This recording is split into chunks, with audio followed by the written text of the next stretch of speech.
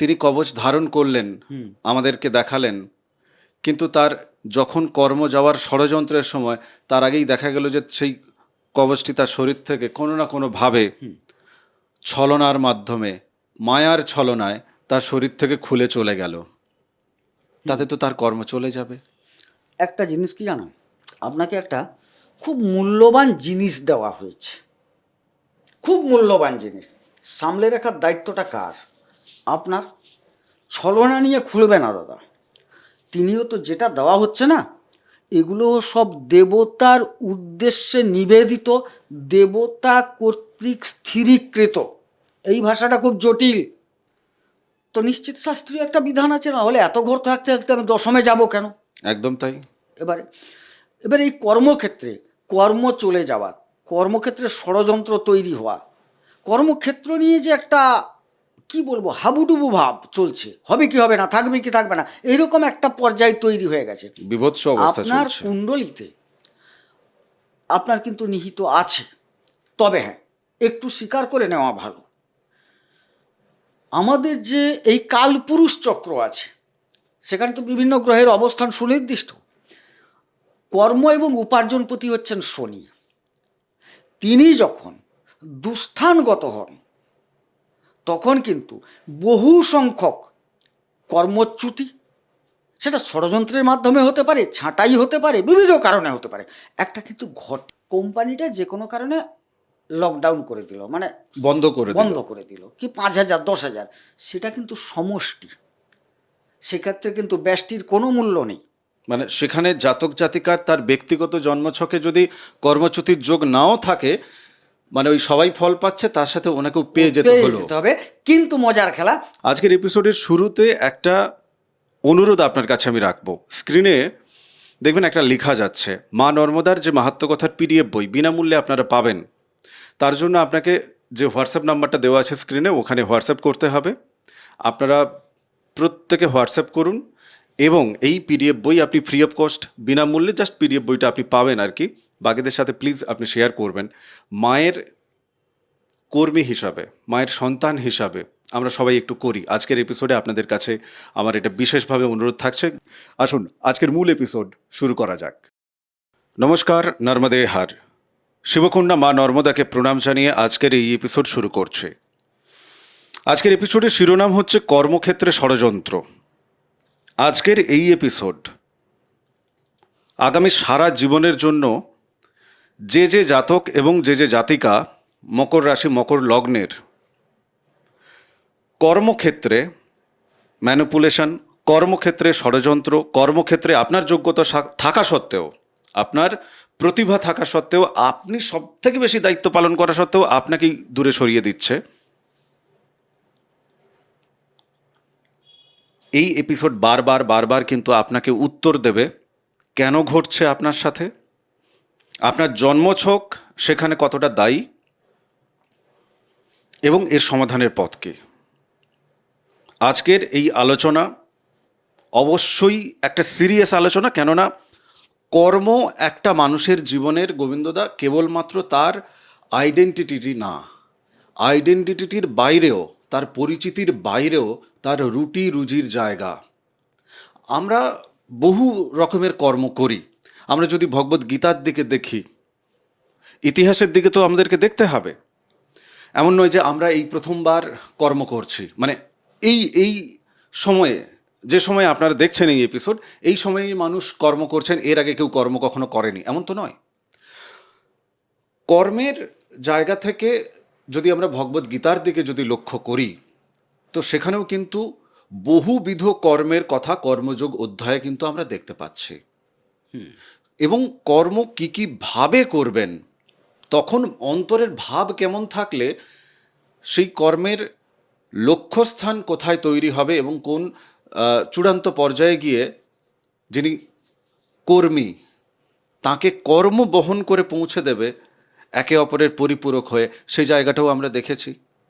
আমি এই এই এই প্রসঙ্গটা নিয়ে আসছি এই কারণেই, কোথাও থেকে আমার বোর্ডে যে যখন আমি এই পুরো ছকের জায়গাটা দেখছি, আমার তখন বলতে ইচ্ছে যে কর্মক্ষেত্রে আসলে কুরুক্ষেত্র চলছে। একদিকে অধর্ম, একদিকে ধর্ম, দুটোর মধ্যে লড়াই চলছে। অধর্ম ধর্মকে পেছন থেকে ছুরি ছুরি মারছে বারবার বারবার। বহু মানুষ আজকের এই সময় দাঁড়িয়ে বহু মানুষ তারা কিন্তু কর্ম হারিয়েছেন। তাদের নিজেদের কোনো অন্যায় সেখানে নেই, তারা যোগ্য, কিন্তু অযোগ্যরা তাদেরকে হারিয়ে দিয়েছে। যোগ্য অযোগ্য সব গুলিয়ে গেছে। আমার প্রথম যেটা জানার ইচ্ছে হচ্ছে যে তুমি এই জায়গাটা একটু ক্লিয়ার করো তো। এই যে মহাভারতের কথা বলছিলাম, তোমার মুখ থেকে আমরা একটু শুনি। মহাভারতে দেখা গেল যে কর্মযোগ আমরা পড়েছি, সেখানে একটা দিক সূচিত হয়ে আছে। আবার মহাভারতের আর একটা দিকে সেখানে কৃষ্ণ বলছেন, যখন অর্জুন গান্ডীব রাখলেন হুম যে আমি কার সাথে যুদ্ধ করব, হুম সেই আমার মামা কাকা শ্বশুর মানে সুহৃদ ব্যক্তি সব, এদেরকে আমি নিধন করে আমি রাজ্য সুখ ভোগ করতে চাই না, অতএব আমি যুদ্ধ করতে চাই না, আমি যুদ্ধ করব না। হুম তখন শ্রীকৃষ্ণ বলেছিলেন, এটা তোমার কর্ম, হুম তুমি এই কর্ম করো, তুমি এই কর্ম করার জন্য এসছো, অতএব তোমাকে তোমার কর্ম করতে হবে। তুমি ক্ষত্রিয় বীর, যুদ্ধ করাই হচ্ছে তোমার কর্ম, অতএব তোমাকে এই কর্মটি করতে হবে। কর্মকে এখানে প্রাধান্য দেওয়া হয়েছে। এবং কর্মযোগ, একটা গীতায় যোগ আছে, সেখানেও কর্মকে কিন্তু প্রাধান্য দেওয়া হয়েছে যে কর্ম করতে হবে। কিন্তু বর্তমান সময়কাল কি হয়েছে, কর্মক্ষেত্র এখন ঠিকই বলেছ কুরুক্ষেত্রে পরিণত হয়ে গেছে। কীরকম, তুমি একটা ফর্ম তোলা থেকে শুরু করে, ফর্ম তোলার যে লাইন, সেখানে দেখবে হুড়াহুড়ি মারামারি কত রকম চলছে। ফিল আপ করে ফেলে দিলে, ফেলে দেওয়ার পর সেখানকার যে প্রক্রিয়া, সেখানেও একটা ষড়যন্ত্র চলছে, প্রক্রিয়ার মধ্যে ষড়যন্ত্র। শুধু যে কর্মক্ষেত্রে ষড়যন্ত্র নয়, শুরু থেকেই ষড়যন্ত্র চলছে। একদম তাই। প্রক্রিয়ার মধ্যে ষড়যন্ত্র তৈরি হলো, প্রক্রিয়া থেকে আবার যে জয়নিং পর্যায় যে গেল, সেখানেও ষড়যন্ত্র। কর্ম করছো, সেখানেও কিন্তু ষড়যন্ত্র।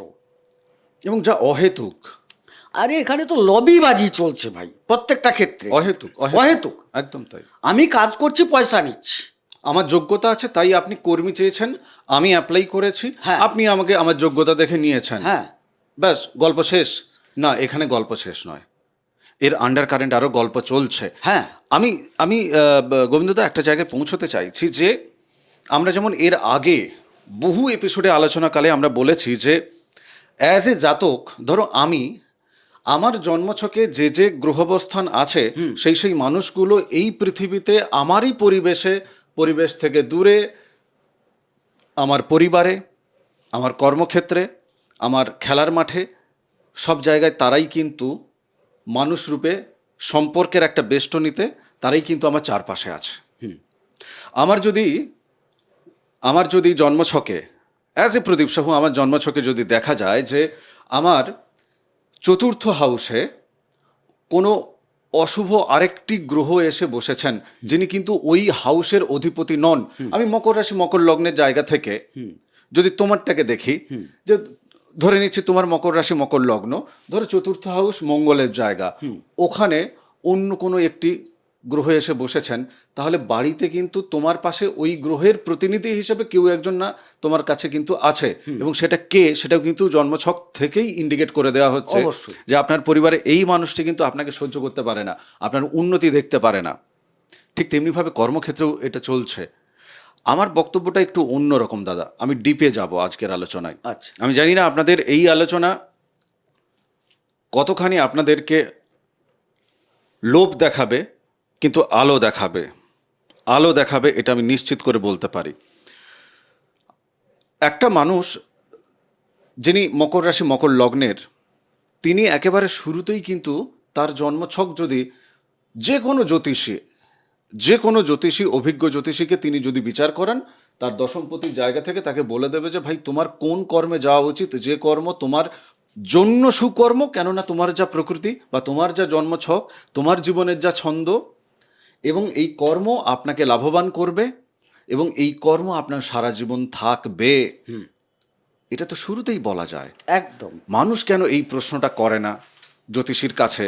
তারা ভুলভাল পজিশনিং জায়গায় পৌঁছে যায় এবং যেখানে পৌঁছে যাওয়ার ফলে তারা কিন্তু এই ধরনের কর্মচ্যুতি বা ষড়যন্ত্র বা ম্যানুপুলেশন ইত্যাদি জায়গায় নিজেদেরকে নিয়ে যাচ্ছে, যেখানে লক্ষ লক্ষ টাকা খরচ করে পড়াশুনো, নিজের যোগ্যতা, জীবনের এতগুলো আয়ু দেওয়া হয়, সেখানে এই সামান্য প্রশ্নের উত্তরটাকে কেন এড়িয়ে যাওয়া?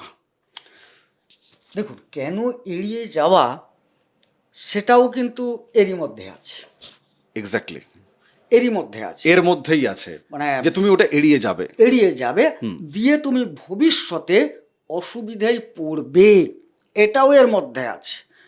আমরা যারা জ্যোতিষী করি বা আমাদের এপিসোড যারা দেখেন, আমরা বারবার বলেছি যে দশম থেকে কর্ম বিবেচনা করা হয়, তো নিশ্চিত শাস্ত্রীয় একটা বিধান আছে, না হলে এত ঘর থাকতে থাকতে আমি দশমে যাব কেন? একদম তাই। এবারে এই কর্মক্ষেত্রে কর্ম চলে যাওয়া, কর্মক্ষেত্রে ষড়যন্ত্র তৈরি হওয়া, কর্মক্ষেত্র নিয়ে যে একটা কি বলবো হাবুডুবু ভাব চলছে, হবে কি হবে না, থাকবে কি থাকবে না, এইরকম একটা পর্যায় তৈরি হয়ে গেছে। বিভৎস অবস্থা আপনার চলছে। কুণ্ডলিতে আপনার কিন্তু নিহিত আছে, তবে হ্যাঁ, একটু স্বীকার করে নেওয়া ভালো, আমাদের যে এই কালপুরুষ চক্র আছে, সেখানে তো বিভিন্ন গ্রহের অবস্থান সুনির্দিষ্ট। কর্ম এবং উপার্জনপতি হচ্ছেন শনি।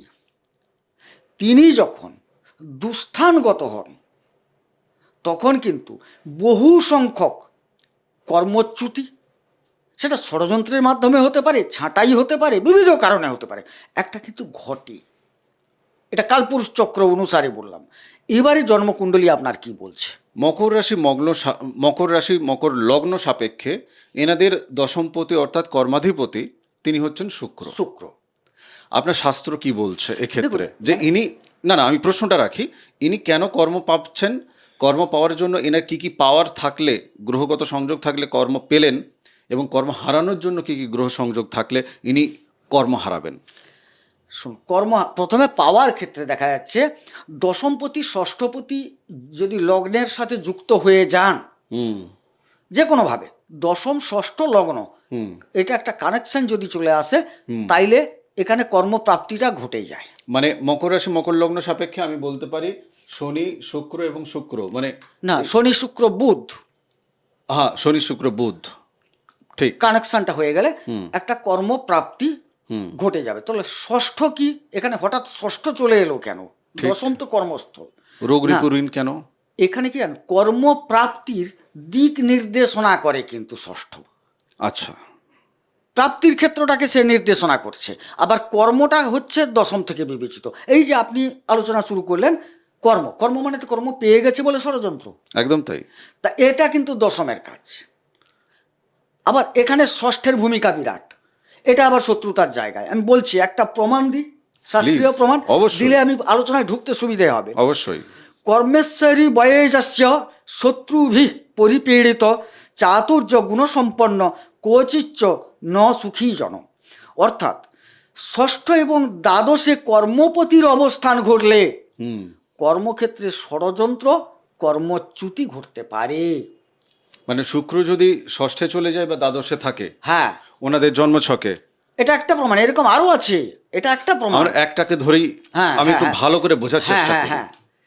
আপনারা বাকি রাশি লগ্নের এপিসোডগুলো দেখবেন, সেখানেও কিন্তু আমরা ক্যালকুলেশন যাব।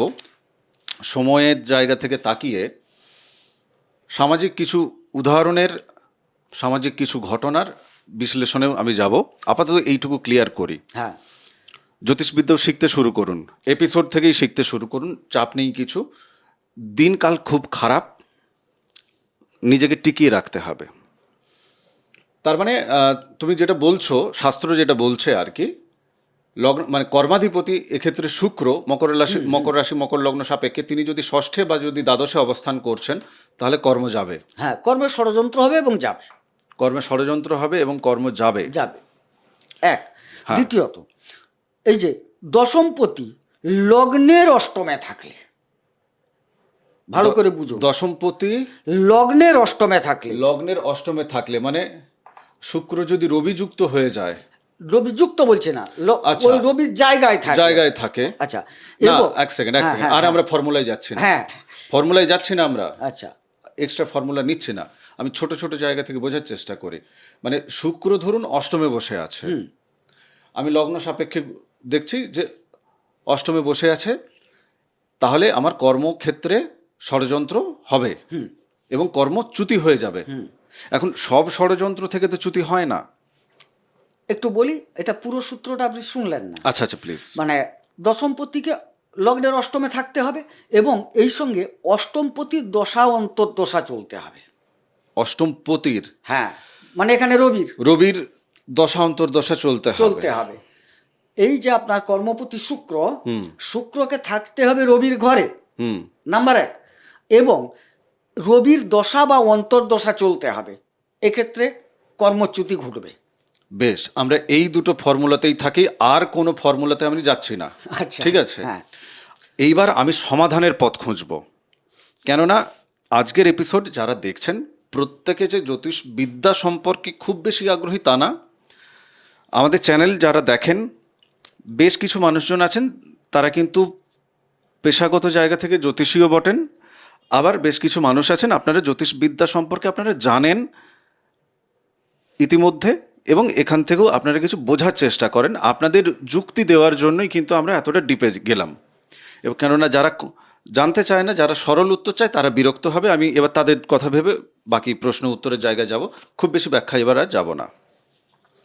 আমার প্রশ্ন হচ্ছে, আপনার দ্বিতীয় যে পয়েন্ট যেটা ছিল, যে অষ্টম জায়গায় যদি কর্মপতি বসছেন এবং অষ্টমপতির তার যদি দশা চলে, দশা এবং অন্তর্দশা, দশা এবং অন্তর্দশা যদি চলে, হ্যাঁ, তাহলে সেক্ষেত্রে কর্ম থেকে চ্যুতি হয়ে যাবে, হ্যাঁ, তাই তো? হ্যাঁ। এবার ধরুন কারোর এই যে দশাটা আসার আগে তিনি যদি প্রতিকার প্রতিবিধান করে রাখেন, তাহলে কি এই দশা তার কিছু বিগড়াতে পারবে না? না। যদি না পারে, কেন পারে, মানে কেন পারছে না বিগড়াতে, আমাকে এটা জানতে হবে। আচ্ছা, প্রথমে বলবো পারবে না, এক উত্তর পেয়ে গেলেন। বেশ। কেন পারবে না আমার কথা বলবো না, সেটাও শাস্ত্রীয়, শাস্ত্রকারের কথা বলছি। তিনি একটা উদাহরণ দিয়েছিলেন, উদাহরণটা দিলে বুঝতে পারবেন। চলুন। একটা ঝড় উঠবে, আপনি একটা ছোট্ট নৌকা নিয়ে, বা মানে জলের যা বাহন, আমি নৌকাই ধরলাম, একটা নৌকা নিয়ে আপনি যাচ্ছেন, সামনে কিন্তু ঝড় ওঠার সম্ভাবনা আছে, আপনি কিন্তু বুঝতে পেরে গেছেন ঝড় উঠবে। আপনি বুঝবেন কি করে? বিচার করিয়ে বুঝবেন তো। আচ্ছা, ঝড় উঠবে, যখন আপনি ঝড় উঠবে ব্যাপারটাকে বুঝতে পারবেন, তখন নৌকাটিকে যে কোনোভাবে সুরক্ষিত রাখার জন্য নোঙর করার চেষ্টা করবেন। ঝড় উঠবে, বাট নৌকাটা কিন্তু আপনার ডুববে না, তার আগে আপনি সুরক্ষিত করে রেখেছেন। এবার তাইলে আপনি যদি মূল্যায়ন করে দেখেন, বিচার করে দেখেন যে ঝড় ওঠার সম্ভাবনা আছে, আমার নৌকাটাকে নোঙর করতে হবে, তাইলে বিপদে পড়বেন না। বোঝা গেল? আমি বোঝাতে পারলাম? হ্যাঁ, আমি শুনছি। দ্বিতীয়ত, ঝড় উঠে গেছে, আপনি মাঝ নদীতে বা মাঝ সমুদ্রে, নৌকা এদিক ওদিক হচ্ছে, তখন যদি আসেন না, তখন নৌকাটাকে নোঙর করা কত কষ্ট হবে, সে তো দুলছে, আপনি তো খেয়েই পাচ্ছেন না তাকে। যার জন্য আমরা বলি আগে বিচার করিয়ে নেন আপনার জীবন কোন ধারায় যেতে চাইছে, তবে আপনি কিন্তু সুনির্দিষ্ট পথে যেতে পারবেন। জ্যোতিষশাস্ত্র কি দেখায়, কি শেখায়? আপনাকে পথ দেখায়, বারবার বলা হয়েছে পথ দেখায়। কি কি পথ? কোন শিক্ষাটা আপনি নেবেন, আপনার কুণ্ডলী কি বলছে, এই শিক্ষা নিলে আপনি কর্ম পাবেন, তো কর্ম পাবেন, এবং ওই কর্ম আপনি যখন দশা অন্তর্দশার জায়গা থেকে পাচ্ছেন, তখন ওখান থেকে কতটা উপার্জন হবে। হ্যাঁ, একজন জ্যোতিষী কিন্তু তিনি মার্কেট দেখতে যাচ্ছেন না, তিনি দেখছে ভাই তোমার দ্বিতীয় হাউস কতটা স্ট্রং আছে, যে তোমাকে সঞ্চয় দিয়ে যাবে। জ্যোতিষী দেখছে তোমার একাদশ কোথায় আছে, সে কতটা বলশালী আছে। মার্কেটে জিওগ্রাফির বাজার থাকুক না থাকুক, তুমি জিওগ্রাফি বেচে ঠিক খেয়ে বেরিয়ে যেতে পারবে, কেন তোমাকে তোমার জন্মছকে প্রমিস আছে। দশমপতি একাদশে এসছে, কর্মের দ্বারা তুমি উপার্জন করবে। আবার উপার্জনপতি শক্তিশালী, উদাহরণ দিচ্ছি, না যথেষ্ট উপার্জনশীল হবে, আমরা বলতে পারবো। ঠিক অনুরূপ ভিন্ন ভিন্ন জায়গায় ভিন্ন ভিন্ন ফল আসবে। দশমপতি অষ্টমে চলে গেছে, ভাই তোমার কর্মক্ষেত্র নিয়ে টানাটানি হবে, তুমি সাবধান হয়ে যাও। আচ্ছা, এই ক্ষেত্রে প্রতিকার হিসাবে যেহেতু কবচ পরিধান করার একটা ব্যাপার থাকে, কবচের ব্যাপার যেটা থাকে, এক্ষেত্রে কবচ কি করে মানুষের জীবনকে সুরক্ষিত করে, নোঙর করে, তার জীবন তৈরিরটাকে নোঙর করে কি করে, কেমন, সেটা আমি একটু বুঝতে চাইবো। এর তো একদম সহজ, সবাই জানি না হলে কেউ জানি না। কর্ণ, মহাভারতের কর্ণ, তার কবচ কুণ্ডল ছিল। যতক্ষণ কবচটা ছিল ততক্ষণ তাকে যুদ্ধে কেউ কিছু করতে পারেনি। ছলনা করে তার কাছ থেকে কবচটা ছিনিয়ে নেওয়া হয়েছিল। মহাভারতের যুদ্ধে তাকে বধ করা হবে, কবচ যদি থাকে তিনি কিন্তু বধ হবেন না, বধ করা যাবে না। তাইলে ছিনিয়ে নেওয়ার পর কর্ণবধ হয়েছিল। কবচ তাইলে কি? সুরক্ষা বলয়, সুরক্ষা বলয়। অর্থাৎ এই যে কর্ম নিয়ে যে আপনার টানাটানি চলে যেতে পারে, তাকে যদি আমি সুরক্ষা বলয় দিয়ে ঘিরে দিতে পারি, হাজার চেষ্টা করলেও আমার কর্মচ্যুতিটা ঘটবে না। বোঝা গেল? এর কাউন্টার একটা প্রশ্ন আছে। হ্যাঁ, বলুন। এই চ্যানেলে এই প্রশ্ন করাই সম্ভব। আজ পর্যন্ত আপনি কোনো চ্যানেলে এই ধরনের প্রশ্ন শোনেননি। যদি শুনে থাকেন কমেন্ট বক্সে লিখবেন, বা না শুনে থাকলেও লিখবেন এটা। তাহলে যদি বধ যদি হবে, তার আগে তখন কিন্তু কবচ কুণ্ডলটাও ছলনাও তার কাছ থেকে চলেও যাবে। যিনি জাতক বা জাতিকা, যার কর্মধিপতি তিনি অষ্টমে বসে আছেন, যার ষষ্ঠের সাথে দ্বাদশের কানেকশন হয়ে গেছে, তিনি কবচ ধারণ করলেন, আমাদেরকে দেখালেন, কিন্তু তার যখন কর্ম যাওয়ার ষড়যন্ত্রের সময় তার আগেই দেখা গেল যে সেই কবচটি তার শরীর থেকে কোনো না কোনোভাবে ছলনার মাধ্যমে, মায়ার ছলনায় তার শরীর থেকে খুলে চলে গেল, তাতে তো তার কর্ম চলে যাবে। একটা জিনিস কি জানেন, আপনাকে একটা খুব মূল্যবান জিনিস দেওয়া হয়েছে, খুব মূল্যবান জিনিস। সামলে রাখার দায়িত্বটা কার? আপনার। ছলনা নিয়ে খুলবে না দাদা। তিনিও তো যেটা দেওয়া হচ্ছে না, এগুলো সব দেবতার উদ্দেশ্যে নিবেদিত, দেবতা কর্তৃক স্থিরীকৃত। এই ভাষাটা খুব জটিল। অনেকে, আমি কারোর নাম বলবো না, কোনো চ্যানেলের উল্লেখ করব না, অনেকে বলেন কবচ নিলে অমুক হবে না, অমুক নিলে অমুক হবে না, এগুলো আপনার কর্মে যা আছে, ভাগ্যে যা আছে তাই ঘটবে। তাইলে কেন মহামৃত্যুঞ্জয় কবচ যে লেখা বেরিয়েছে শাস্ত্রে, মৃত্যুঞ্জয় কবচ কেন বেরিয়েছে, অপরাজিতা স্তোত্র কেন বেরিয়েছে, এবং কে লিখেছে আমাকে বলতে হবে। কে লিখেছে? খামখেয়ালি কথা।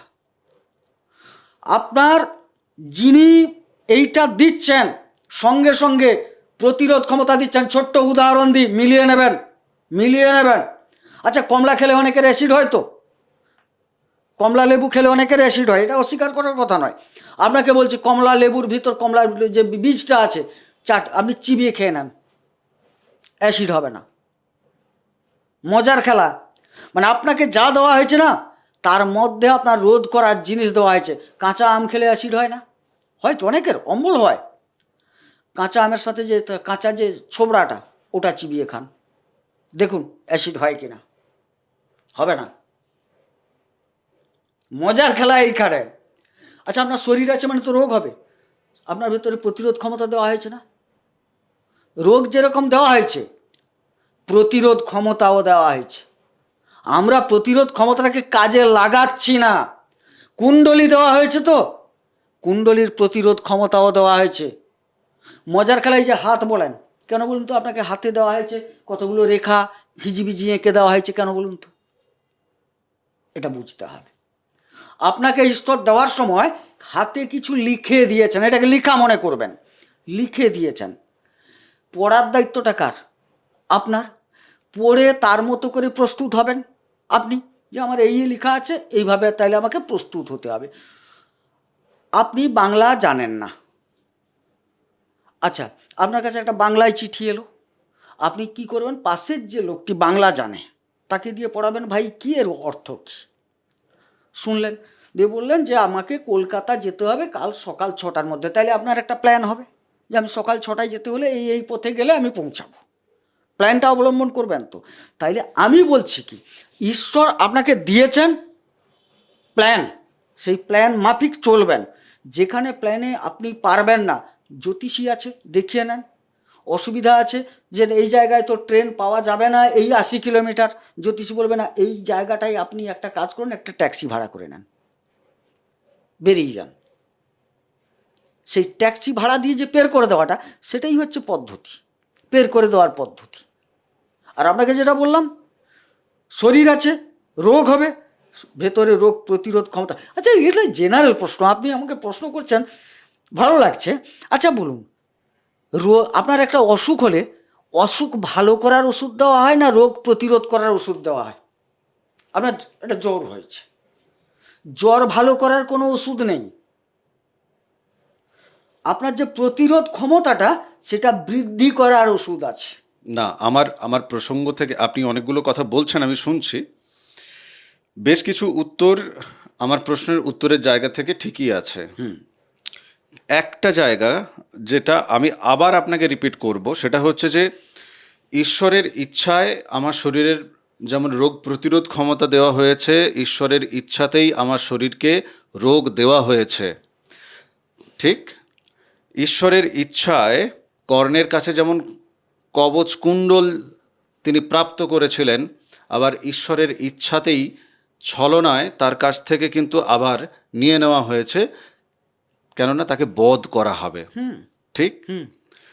আমার বক্তব্য হচ্ছে যে আমি একটা কবচ পরিধান করলাম, আমার যদি কাজটা চলে যাওয়ারই হয় একেবারে, তাহলে তার আগে আমার কবচটা যদি হারিয়ে যায়, যে কোনো রকমভাবে ঈশ্বর আমার কাছ থেকে ছলনা করে কবচটা আমার শরীর থেকে সরিয়ে নিলেন, বা কেউ আমার শরীর থেকে খুলেও নিতে পারে, কেউ আমার শরীর থেকে খুলেও নিতে পারে, হারিয়ে গেছে এমনটাও হতে পারে, কেমন? তো সেক্ষেত্রে আমার তো কাজটা চলে যাবে। যাবে। আপনি যত উত্তর দিয়েছেন, আমি এর থেকে সহজ একটা উত্তর দেব আপনাদের কাছে। কবচ কিনতে পাওয়া যায়, আপনি আরেকটা কিনে নেবেন, ঝামেলা মিটে যাবে। আমি লাস্ট কোশ্চেনের দিকে যাই। লাস্ট যেটা বিষয়ে আমার জানার কথা সেটা হচ্ছে যে, ধরুন শত্রুতার যে জায়গাটা, অনেকের কাজের ক্ষেত্রে দেখা যায় তার শত্রু তার চোখের সামনে আছে। শত্রু তো দু রকম ভাবে হয়, একটা গোপনীয়তা, আবার কেউ ওপেন, সামনে একদম মুখোমুখি সম্মুখ সমরে। এই সম্মুখ সমরের শত্রুতার যে জায়গাটা, এই জায়গাটা জাতক জাতিকা তিনি নিজে কিন্তু অনেকটা প্রতিরোধ করতে পারেন তার আচার আচরণ শোধরানোর মাধ্যমে। মানছি বেশ কিছু লোক আছে, আপনি তার থেকে 5 হাত সরে গেলে সে আপনার দিকেও 5 হাত সরে আসবে শত্রুতা করার জন্য। তার এনার্জি, ওই বাজে এনার্জি, সে ওই দিকেই আপনাকে বিড়ম্বনা ফেলছে বা আপনাকে বিপদে ফেলতে সবসময় সে তৎপর। এই জায়গাটাতে প্রোটেকশন দেওয়ার জন্য, কেননা একটা ষড়যন্ত্র বা একটা চূড়ান্ত কর্মচ্যুতি যখন ঘটছে, যেখানে উনি প্রত্যক্ষভাবে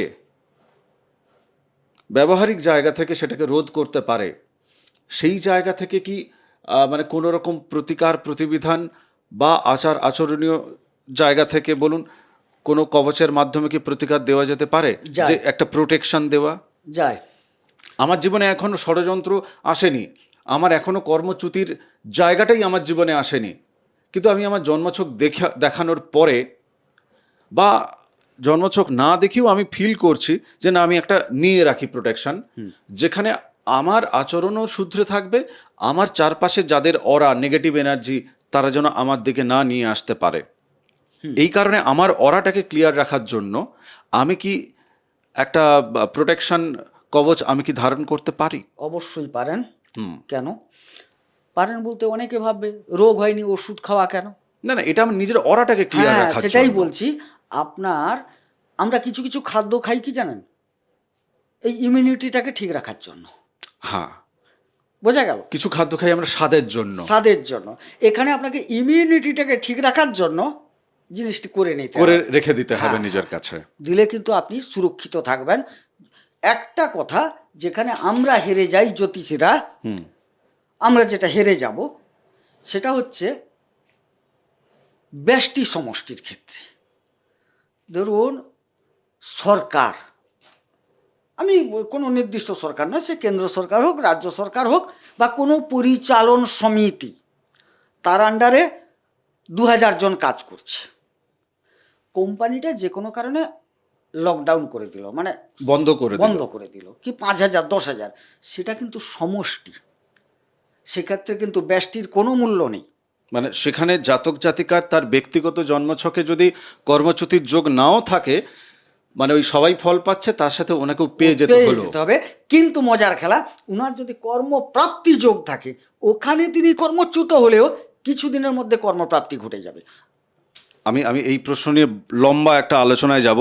আমি এর পরের অন্য রাশি লগ্নের এপিসোড করব, কিন্তু এটাকে আমি ধরবো এই প্রশ্নটাকে। আজকের এপিসোড আমি এখানেই বিরাম দিচ্ছি।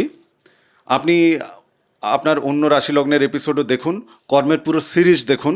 আমি অন্যেরটাতে এই প্রশ্নটা দিয়েই আমি কিন্তু শুরু করব, নইলে কর্ম নিয়ে আলোচনা করতে গেলে বাকি এপিসোড আমি করতে পারবো না। মুদ্রা বিষয় এক কথাই হচ্ছে যে আপনি আপনার জন্মছক দেখিয়ে নিন। যদি দেখেন জন্মছকে কর্মচ্যুতি হওয়া, কর্মে ষড়যন্ত্র হওয়া, প্রমোশন আটকে থাকা, আপনি ইনক্রিমেন্ট পাচ্ছেন না, অন্য কেউ চেপে বসে আছে, আপনার হকের পরিশ্রমের ফসল সে তুলে নিচ্ছে, কেননা কর্ম আপনাকে না পরিপূর্ণ করবে, শুধু আর্থিক জায়গা থেকে না। যে ঋণ থাকে কর্মের, যে কারণে আমাদেরকে পৃথিবীতে জন্ম নিতে হয়, শরীর ধারণ করে আসতে হয়, কেননা কর্মতে শুধু টাকাটা তো আপনি পান, বাট আপনি পরিষেবা যেটা দেন সেটা কিন্তু সমষ্টির জন্য দেন। আবার ওই যে টাকাটা নিলেন, আপনার নিজের ব্যক্তিগত অ্যাকাউন্টে ঢুকলো ঠিকই, কিন্তু পরিবারের জন্য আপনার খরচা হচ্ছে। তো আসলে কিন্তু এটা একটা ঋণের জায়গা থাকে, তাই আমাদেরকে কর্ম দেওয়া হয়, জন্ম দেওয়া হয়, কর্মও দেওয়া হয়। যাই হোক, যোগাযোগ করবেন, স্ক্রিনে নাম্বার আছে, কেবলমাত্র হোয়াটসঅ্যাপ করবেন। তপভূমি নর্মদা, মা নর্মদার মাহাত্ম্য কথা অডিও সিরিজ আছে চ্যানেলে, প্লিজ শুনুন। বাকি শ্রাপিত যোগের এপিসোড গোবিন্দদা করেছে, আপনি সেটাও দেখবেন। আরও অন্যান্য যোগের এপিসোড আছে, আপনি সেটাও দেখবেন। ভালো থাকুন, সুস্থ থাকুন, ভক্তির পথে থাকুন, আর প্লিজ আপনি চ্যানেল সাবস্ক্রাইব করুন। নমস্কার, নর্মদে হার। নর্মদে হর।